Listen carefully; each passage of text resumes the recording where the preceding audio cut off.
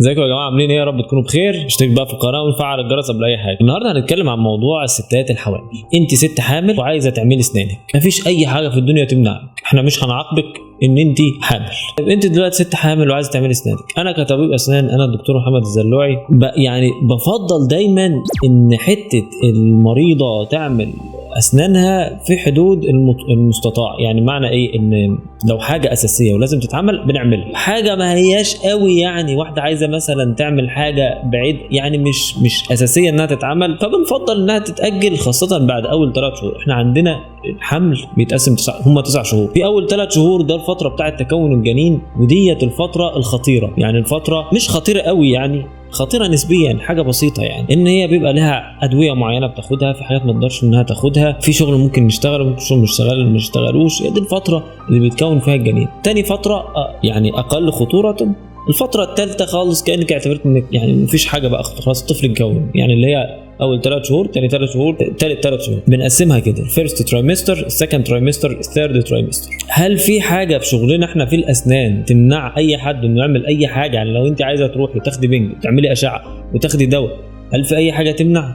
مفيش، بس غير شويه ادويه ممنوعه، ان يعني في بعض المسكنات بيفضل ان احنا بنعمل بعض الحاجات اللي بيبقى فيها باراستامول، البرامول، الحاجات اللي هي ما بتعديش البلاد برين بارير بتاع الطفل، هي ديت اللي احنا بنقدر ان احنا نوصفها. يعني شويه المضادات الحيويه برضو ما بنحبش ان احنا نوصفها في اول 3 شهور. بالاشعه، واحد يعني دايما نتسال سؤال: انا رحت للدكتور سنان يا دكتور محمد وقعد يعمل لي اشعه وعمل لي اشعه كتير قوي على البتاع. مش اي اشعه. اولا الاشعه بتاعت السنان اشعه ما هياش يعني الراديشن بتاعها منخفض، والاشعه اللي بتتعمل ما بتبقاش موجهه ناحيه الطفل، بعيد عن الطفل اصلا. دي حاجه. الحاجه الثالثه ان احنا دلوقتي الدنيا اتطورت. يعني لو جيتني مثلا انت حامل وجيتي لي عندي في العياده، انا عندي جهاز اسمه ديجيتال اكس راي. يعني بقى الاشعه بتتعمل بجهاز متطور رقمي بيتوصل بالجهاز اللابتوب وبنعمل به الاشعه. بتبقى الاشعه مخفضه خالص خالص خالص خالص خالص، فمستحيل اي حد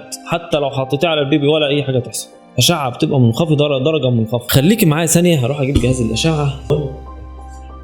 يعني ده بدل فيلم الاشعه، ده بتوصل زي ما احنا شايفين بالجهاز اللي هو اللابتوب، بيتوصل بيه بوصله اليو اس بي، بتتحط على بق العيان.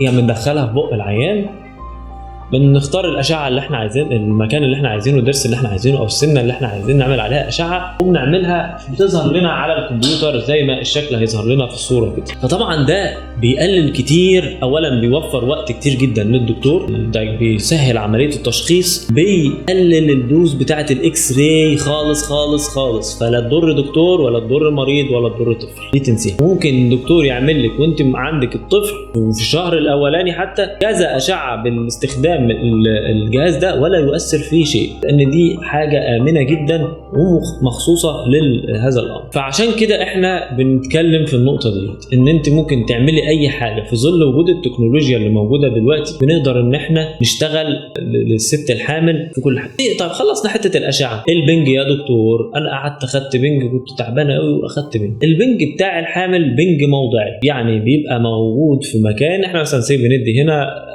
في البتاع، فهو بنج موضعي بيتصرف في الليمف نودز اللي هي الغدد الليمفاويه، والجسم بيتخلص منه بعيدا تماما عن الطفل. صح، بيبقى فيه شويه ادرينالين، مواد كده بتقبض العضلات، ولكن كميتها بسيطه جدا، ما تاثرش على الطفل باي شكل من الاشكال. عشان كده برضو البنج ما فيهوش اي مشكله. نيجي بقى للحاجه الثالثه: العلاج. احنا كاطباء اسنان بنوصف للمريض الست الحامل علاجات ما بتضرش الطفل. في علاجات بتبقى ممكن قد تضر الطفل، كله برضه حاجات بسيطه، يعني مضادات حيويه ما بتضرش الطفل، او مسكنات ما بتضرش الطفل، بعيد عن الطفل خالص. طب الستات الحوامل يتوقع ان يكون عندهم ايه؟ الستات الحوامل بيبقى عندهم البلاد فيزلز او الاوعيه الدمويه بتبقى مضغوطه شويه، بيبقى فيها ضغط. تلاقي الست الحامل رجلها تورم، ممكن بسهوله جدا يجي لها التهابات في اللثه، يجي لها يعني اللثه تنزل دم، وشها بيورم. الحمل بيعمل هذا الامر.